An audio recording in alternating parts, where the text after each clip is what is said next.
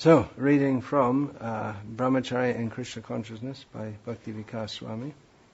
The meaning of Brahmacharya. Basically, Brahmacharya means celibacy. Karmana, manasa, vacha, sarva, vasthasu, sarvada, sarvatra maithunatyago, brahmacharyam prachakshate. The vow of Brahmacharya is meant to help one completely abstain from sex indulgence in work, words and mind, in one's activities, words and mind at all times, under all circumstances and in all places. There are 8 aspects of Brahmacharya, as described in Sridhar Swami's commentary on Srimad Bhagavatam, Canto 6, Chapter 1, Text 12.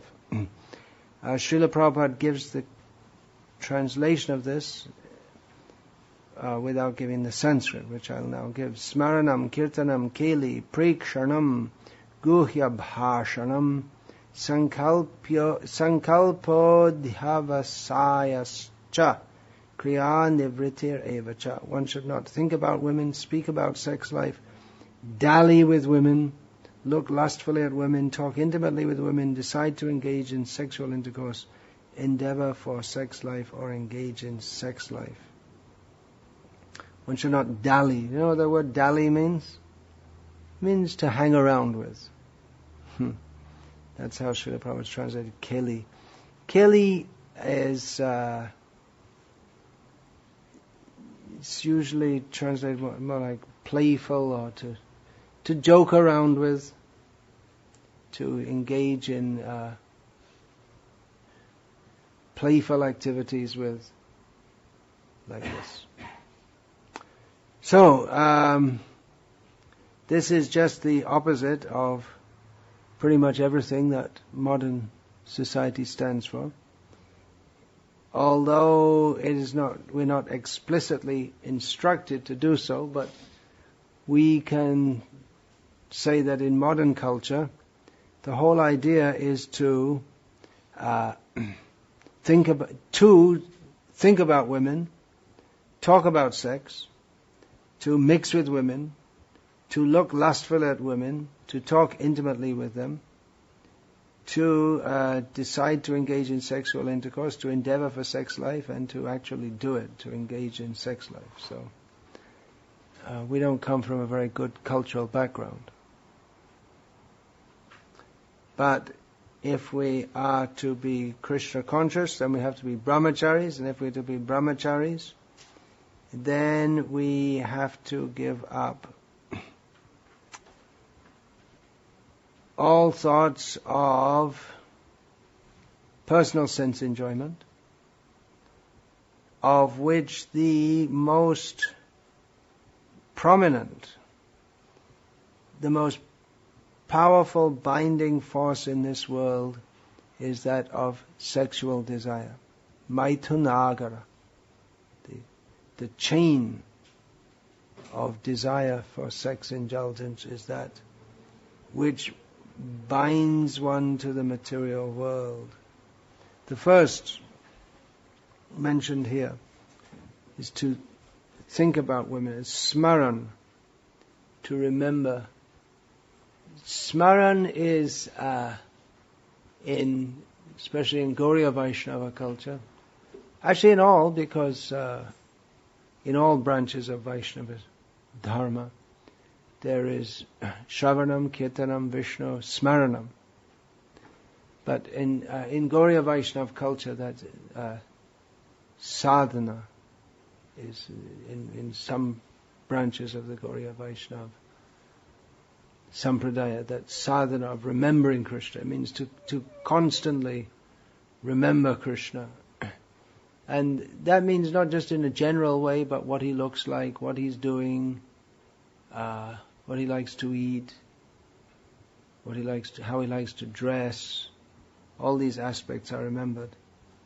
All these are aspects of remembrance that one should think about. So if one's consciousness may be overtaken by thoughts of a particular woman, then you think about how she looks, how she talks, how she dresses, and all this kind of thing. But such thoughts are not at all conducive for advancement in Krishna consciousness. Smaranam should be there. Here in this verse, what not to do is described. What is that? Smaranam kirtanam. But generally we're always advised to do smaranam kirtanam. But it's just the subject matter has changed from smaranam kirtanam of sense gratification to smaranam kirtanam of Krishna. That's why it's stated. Shravanam kirtanam Vishnu smaranam. We should hear, chant and remember about Vishnu. Because anyway, Shravanam kirtanam smaranam is going on.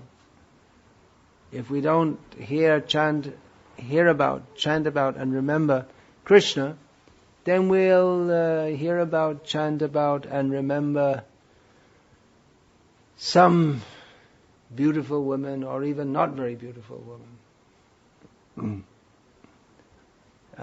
Some object of our attraction. So this appears to be very anti-women, but it's not anti-women, it's warning us of the danger of being victimized by lusty thoughts. So we may think, well, how is this possible when our training has been just the opposite? Since birth, or even before birth, since time immemorial, birth after birth. Our situation is dhanam janam sundarim kavitam janmani janmani. That birth after birth we are thinking of money, women, prestige, name, fame, followers. Birth after birth. This is our bad practice. But that has to be changed. This is actually quite revolutionary way of thinking. Who in the world is thinking like this? I mean, there are many revolutionaries, communist revolutionaries, and in Syria they're supposed to be revolutionaries at the present time. And then people want to change the world and make an ecologically better world and throw over the corporations, kick out Monsanto, but no one's thinking of how to give up sex. Sex desire. Kick out Monsanto so that we can live very peacefully and happily and nicely and healthily enjoy ourselves in the material world. So it's quite amazing that people are taken to Krishna consciousness with this. If we talk about this, mostly we don't talk about this. Why are there so many problems in our movement? Because we don't talk about this. That's what Srila Prabhupada said. I quoted that in here. Why Giriraj Maharaj asked Srila Prabhupada that we have the best philosophy, we have the best lifestyle, we have the best spiritual master, and still we have so many problems in our movement. Why? And Srila Prabhupada said, because the brahmacharis and sannyasis associate with women. Heavy answer. With women means may not even be directly associating, but just even indirectly, the thought. I remember once in Mayapur that one sannyasi said in a lecture, and it shook everyone. He was saying that everyone in the world, everything that men does is simply to attract women. And he was saying they build big buildings, they drive in big cars, and he said that some men even take sannyas to attract women.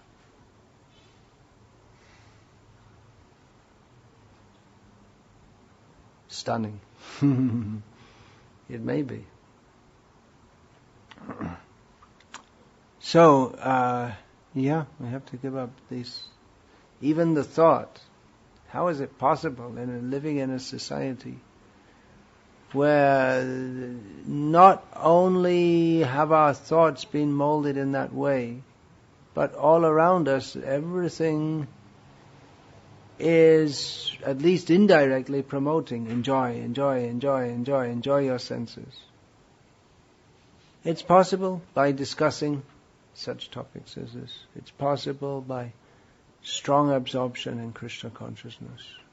Everyone who wants to be a pure devotee of Krishna has to be a brahmachari. Whatever ashram they may be in, one has to be withdrawn from sense enjoyment, the central point of which is sexual enjoyment, because sexual enjoyment, that is the impetus for all other kinds of material attachment and bondage. That is why woman is called Stri. Stri means vistara, by which there is expansion.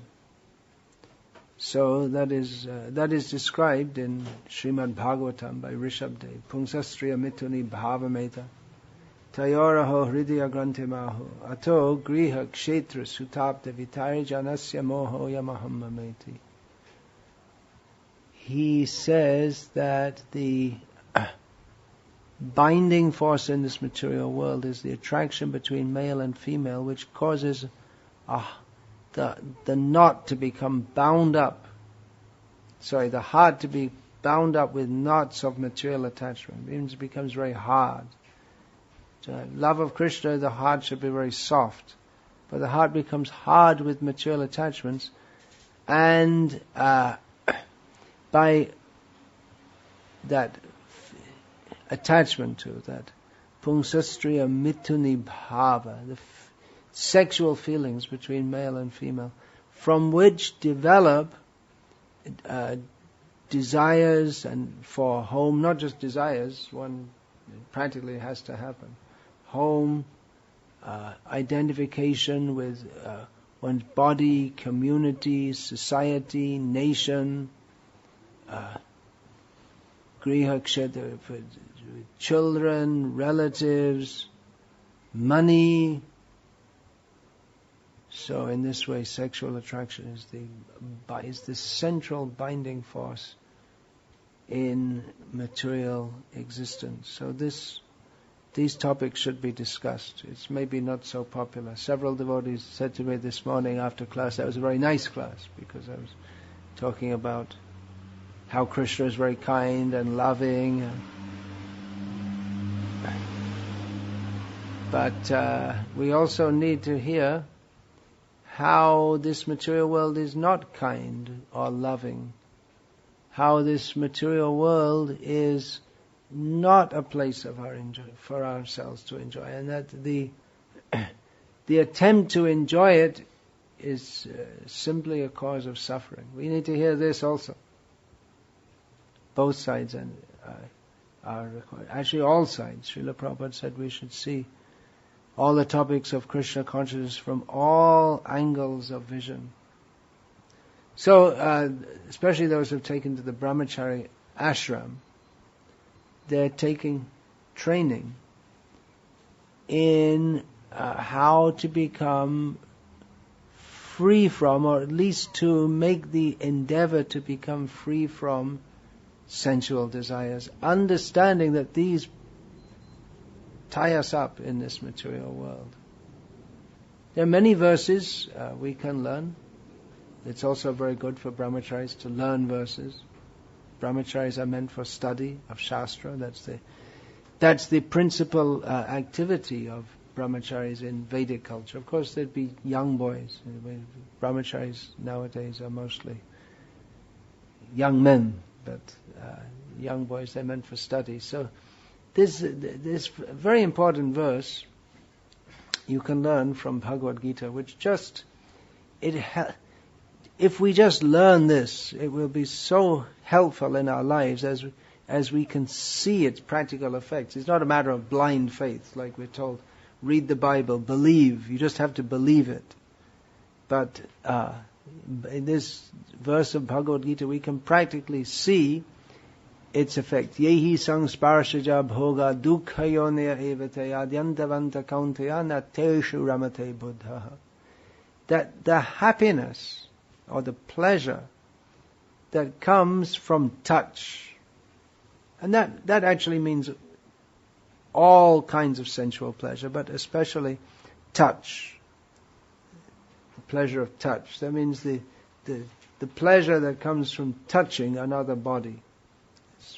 It's sexual pleasure, and all others. The hearing for sense gratification, tasting for sense gratification, seeing for sense gratification, all kinds of sense gratification. Although we do so, we engage in sense gratification because we think it will be pleasurable, but the actual effect is misery. Beginning, middle, and end. There's misery in it. Therefore, an intelligent person does not take part in it. This is very important to understand, especially on a sunny day. And beautiful women are walking around, scantily dressed, and everything seems perfect for sense gratification. But we should know that this is doom for our spiritual life. That we've had the good fortune to take to Krishna consciousness with at least some for anyone to take to Krishna consciousness so seriously that they take up 4 regulated principles, chanting 16 rounds, Brahmacharya life, means they must have some good insight into how this material world, everything that's being offered in it, is not for me. That's not relishable. But Maya is always pulling us back. So, remember this, that what seems attractive is like the cheese in a mousetrap for the mouse. Or the sweet playing of the flute by the hunter, which attracts the deer, the innocent deer. If you hear some very sweet flute playing, you think, oh, whoever's playing that must be a very nice person to have make such a sweet sound. But that is death for the deer. He comes close before the hunter, who puts aside the flute, picks up his bow and arrow and shoots the deer dead. So, these are traps. It seems very nice, but we should know it is not nice. So, smaranam, smaranam, kirtanam, keli, prekshanam, and what's the next one? Guhya bhashanam. Yeah, all this. To cultivate thought of women. It's not possible not to think of women completely. Because everywhere we will see. Unless we go to the caves. But even if we go to the cave, our mind goes with us. So, we have to cultivate this. Vishwanath Chakravarti Thakur states that wherever we go, there will be women. So what to do if we want to stop thinking of women?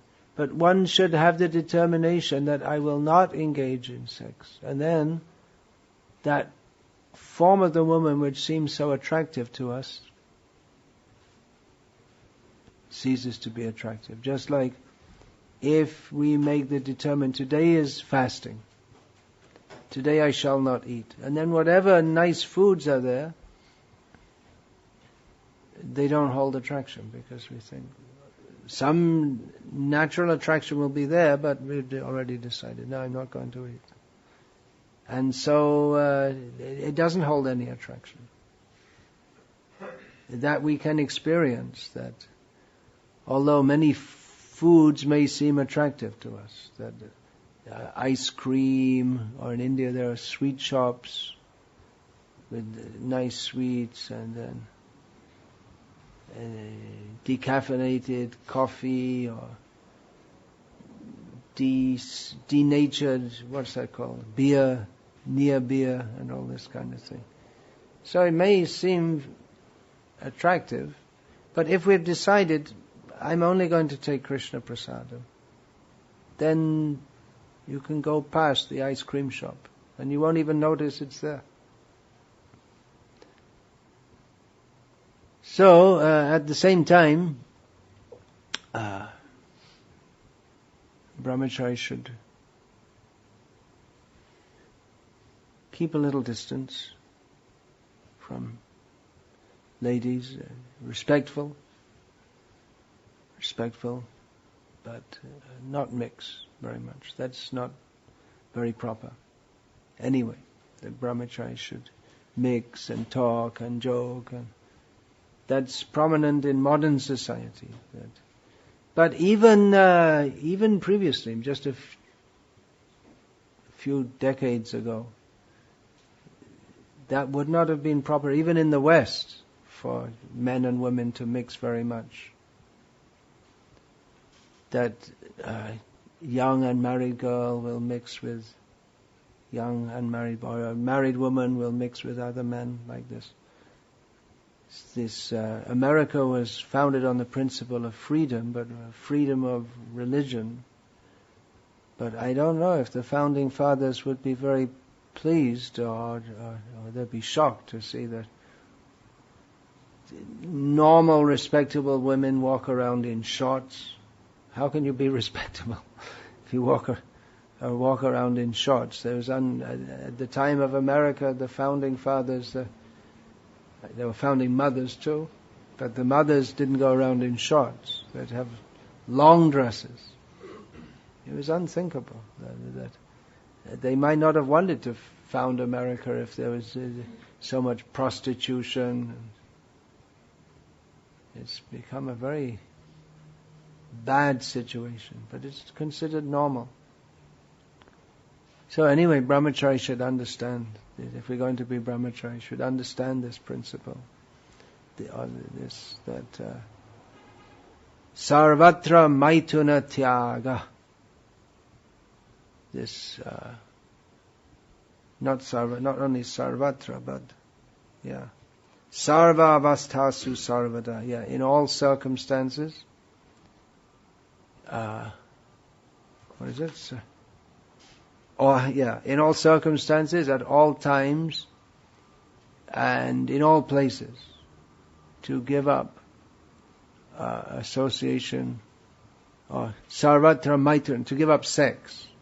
And what are those 8 aspects of sex? They're described there. So it's very difficult, no doubt. There's no one saying it's easy. But that has to be there. Otherwise, our Krishna consciousness can't develop. Another very important verse. This one verse is practically the essence of everything that Krishna consciousness means. If we can learn this and apply this in our life. Atendriya priti vancha tare bale kam krishnendriya priti ichha dhare premanam. Material desire, kama, means to desire for our own sense gratification. And prema, love of Krishna, means that our desires are for Krishna's enjoyment, to please Krishna's senses. So just this little switch, instead of thinking how I shall enjoy, you think how Krishna, I am meant for Krishna's pleasure. How we shall please Krishna, everything for Krishna's pleasure. So these are the most basic principles of spiritual life and of brahmacharya, which to take up this ashram is very glorious, no doubt. So especially in the first years you're coming, you get a solid basis by dedication, surrender, study all the books very carefully. Hear nicely, keep good association, don't waste time. This is brahmachari life. To have brahmacharis who are just lolling about, filling up the space in the ashram, making sure there's no Mahaprasad left over. This is not the duty of a brahmachari. Should practice very seriously. Otherwise there's no meaning to it. It's farcical. So, there are a few words. Whatever I said is all in this book. So, this can be studied also. Any questions about this? Thank you, Maharaj. You spoke a bit about how we have to make a determination that I'm not going to engage in sex life, pursue sex life, think about sex life, just like if we're fasting for a day. We've made that sankalpa, that's my fixation. And yet, speaking for myself, and I hope it's relevant to a few others, even though I made the determination so many times, okay, no more thinking about sex life, no more attraction, inevitably. No more thinking, no more attraction, I've decided. And then again. And then one feels morose. Then one feels morose. As we get more and more morose, I think more and more, what's the point of even trying? What's the point of trying? Well, if one really can't, if one really is not doing too well, then one does not have to continue practicing brahmacharya in the brahmachari ashram. He can continue to practice brahmacharya in the grihastha ashram. If one is struggling so much. But otherwise, one should know that to not be fully successful immediately is expected. That's why there is the brahmachari ashram. Otherwise, there's no need of being in any ashram. Then you just be a paramahamsa. But that is training. So training means to go on trying. And one need not be morose. Moroseness is also tamagun.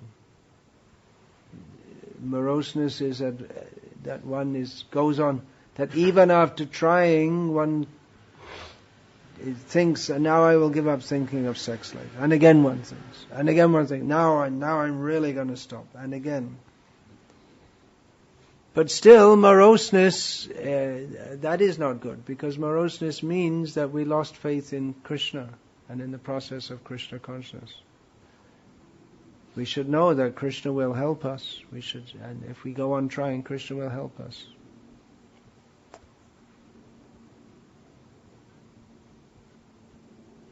So at least one should be determined not to engage in illicit sexual activities. That should not be there. And for a brahmachari, illicit means any sexual activity. Illicit sexual activity is only within marriage. So one has to see if it's going to be one's lifelong call. If you can, that's very nice. That's very good. Do you give brahmachari class here? Well, you should do. It's older men, how they have gone through life serving Krishna. It's very here in the West. Here, I mean, Southern California is like the world capital of sense gratification, isn't it? Pretty much. New York is also, but they don't really have the proper atmosphere because of the weather. Whereas in Southern California, it's never very cold. No rain or snow, little rain. So it's beach land. So to remain practicing Krishna consciousness throughout one's life here is a great challenge. I mean, it's a great achievement to have done that. So you can take shelter of and guidance from the older devotees. whichever ashram they may be in, because they may be married, but they're following the principles, so engaging in Krishna's service. So that's a great achievement in this sinful age, in this sinful place. So you can take guidance and inspiration from them. Anything else? No. Maharaj, in Krishna book, Srimad Bhagavatam, it mentions that when Krishna and Balaram went to Gurukul, they were trained in so many different, all these different arts and all these different kind of practices. And I was just curious. I mean, I know when Prabhupada came to America, it seemed like first he was just trying to engage people in just pure devotional service, just become, pure devotee. But, then towards the end, I mean, it's still the same goal, but, it seems as though towards the end he was sort of emphasizing more of varnashram dharma and, these sort of the cultural progression, to kind of aid the process. I was just curious if it would be conducive for brahmacharis to learn some of these different arts. Whether devotees should learn the 64 kalas, the 64 arts that Krishna did in Gurukul, maybe for children if they're trained. Otherwise, if you come later, it's a bit late to learn so many specialized things like how to make music with water put in vessels so you have different vessels with different amount of water. It's not the most important thing you need to learn. So maybe some of them for those who are trained, but Brahmacharya, yeah, well I wrote that in the book, that these activities which are central to Krishna consciousness, playing musical instruments, cooking, these are central activities that are central to Krishna consciousness. So those things are good. But some of the more detailed ones, learning the art of how birds, the language of birds and all this kind of thing. So that may not be so essential. And even if you can find anyone to teach you all these things. On that same point, Maharaj, how much scope is there for creative expression in the Brahmacharya? How much scope is there for creative expression in the Brahmacharya ashram? Well, creative expression, if it's not that of an idiot or a child, requires training. A musician, an expert musician has creative expression, but first they have to be trained in basic music, right? If you just give them some instrument, and they can be as creative as they like, but it'll be cacophonous, or it won't sound proper. So creative, first comes training, then comes the question of creative expression.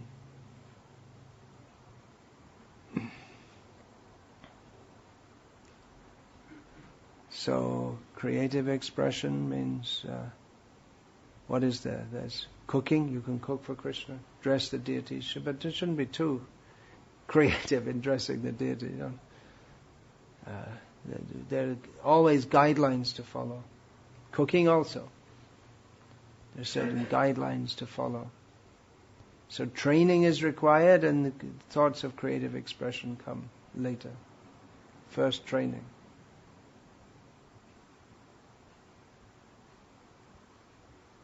Drama. Krishna consciousness is full of art, so drama is there. Yeah. Sometimes on Sankirtan, we might have, Parameshwara says, Brahmacharya should only approach Prabhus, mostly men. And he says, I will only talk to as many Matajis as I can count on my one hand, and sometimes not even that in a day. This is very dangerous. If a brahmachari is on book distribution, it's very dangerous. And sometimes on the camping festivals, we go from camp spot to camp spot, and there might be Matajis or on Sankirtan that might approach us, or we may think this Mataji may take the book. So my question is, what do you think of this? The necessity of preaching and protecting oneself also. Should one approach women with books? Well, Parameshwar Prabhu is committed brahmachari who's leading others in book distribution for many years in America. So you can take his guidance. Vaisheshika Prabhu, what does he say about this? I'm not sure. See, he's a householder, so for a householder may have more license in that regard. But a brahmachari, if you understand, brahmachari seems to make good sense, doesn't it, to approach men. But like you're saying, you go to festivals where people are camped out and it's all men and women mixed up. So that you have to use your good intelligence. See, if your mind is getting disturbed, then probably better not go there. Save yourself. That's an important consideration, isn't it? Hare Krishna. Hare Krishna. I had another question too about if you happen to know of any techniques for changing the semen into ojas. Techniques for changing the semen into ojas. Well, Srila Prabhupada didn't teach all that. He spoke of that, how the semen will go up and all this. So it must be in yoga and all. They talk about kundali. I've heard that's very dangerous to even think of that kundali yoga. You can really get messed up. Devotees have shown me some sitting. You have to sit with your... And Prabhupada mentioned... Well, it's mentioned in the Bhagavatam how you have to sit with your... the back of your foot in the crutch and all this. I'm not sure exactly how it works. Maybe someone could show you.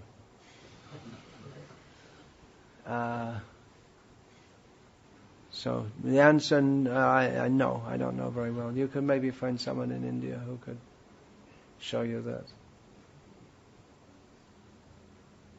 How to turn the semen into ojas. Yeah.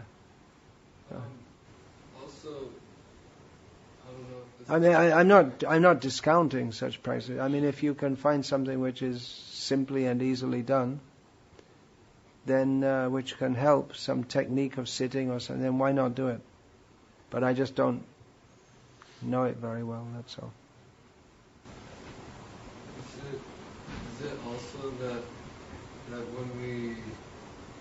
when we control this lust and our genitals, then is it also meaning that energy is getting put more to our... Right.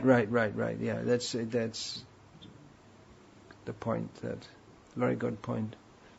That in the energy, instead of being wasted in desires for sense enjoyment, is channeled toward Krishna. Rupa Goswami says that, doesn't he? That he prays that may my attraction for you, Krishna, be like that young boys and young girls have between them. So it's a very powerful force, isn't it? Power of lust is very strong. If we can channel that toward Krishna, then it's very powerful. That's what we want. In my service, Sankirtan book distribution, I approach many moments, and sometimes actually I'm agitated, but I ask my spiritual master, Swami, what shall I do? He said, who will save them? So I'm still doing that. And just so there's another perspective, yeah. Just tolerate him, and we think it's okay. I try to be more Krishna conscious and tolerate him. Yeah, there's another perspective, that if you don't distribute to the women, who will save them? So, but the books have their way of getting around anyway, whoever you give them to. But, if you can do, without being so much disturbed. then you can do. But some other devotees, they do become disturbed. I know many serious devotees who, they don't really want to, but they find them, especially in the summer, they find themselves becoming disturbed when women are less dressed. So, if you can do, that's very good. But it may not be for everyone. Maybe different strokes for different folks. There is also in Krishna book 164 art, Krishna Bhagavan. One is actually how to subdue material desire. How to subdue. Brahmacarya can use to subdue sexual desire. But it's not explained anymore. You have to go and find someone. How to subdue material desire, one of the arts, but ultimately it's not mechanical. There may be mechanical processes, but ultimately we have to become advanced in Krishna consciousness. But if we don't try to become free from material desire, then we also can't become Krishna conscious. So to some extent we can say that there's some techniques. Maharaj, you spoke a little bit about some habits that we might do which can cause problems, and discussing approaching women on Sankirtan, different types of eating. I'm just asking, in your experience, what is your opinion of one of the main sort of habitual things that devotees do which can really affect their brahmacharya? What are the worst things devotees can do? What we kind of do as a habit that sometimes flies under the radar, as they say. What are you talking about? Masturbation? No, like something like some people stay up too late, or some eating the wrong things. What are one of the worst things that we can? Well, things we shouldn't do. Yeah, like that. Unnecessarily staying up late. Sometimes may be required for service. But just chit-chatting and then wasting our time at night and then missing part of the morning program or being groggy in the morning program. Yeah, Brahmacharya is a life of discipline. So it's good to have some senior Brahmachari disciplining also. Hey, lights off. 9 o'clock, lights off. Or maybe a little later. That's good. What else did you say? Eating too much? Yeah. I mean, which one of those do you think you see most as being a habitual problem? A habitual problem among modern brahmacharis. Well, this question was asked to Dravida Prabhu. He said the thing I found to be the most detrimental is staying up too late. Staying up late, yeah. Well, I mean, I'm mostly in India, and staying up late is a difficult thing to get around because the preaching mostly is late at night because people work till late. So, like I say, it's a difficult one to get around. In the West, especially if you're doing book distribution in a regulated way, you can. If you're doing book distribution in Los Angeles, you can lead a very regulated life. Take rest early. So, yeah, as much as possible, take rest early. Early to bed, early to rise makes a man healthy, wealthy, and wise. So we have heard. Sometimes it's said that a brahmachari in the Western world, when he interacts with Madhajis, he should somewhat be more liberal so he doesn't seem weird. Or sometimes it may seem if a brahmachari, he's even in the temple with temple Madhajis. Yeah, it's a cultural dilemma. That should brahmacharis be nice to women so that they're, or just in normal dealings be nice to them, or just behave somewhat like people in general behave with them. For me as a sannyasi, it's a dilemma because actually, as sannyasi or brahmachari, you're not supposed to look at women or talk to them or anything. So if you don't, they may think you're strange. But sometimes if you do, they think, why are they looking at me? So, just at least to acknowledge they're there. So it's a dilemma. You have to work it out yourself, what to do. But usually that brahmacharis who end up getting married, it's often out of misplaced compassion. So I would recommend being more strict than less strict. And those among Matajis who are serious, they'll respect that also. Doesn't mean you have to be impolite to them. When required, you can talk to them, but one should actually be very respectful to them. But friendliness, well, you have to see. Over-friendliness often leads to trouble also.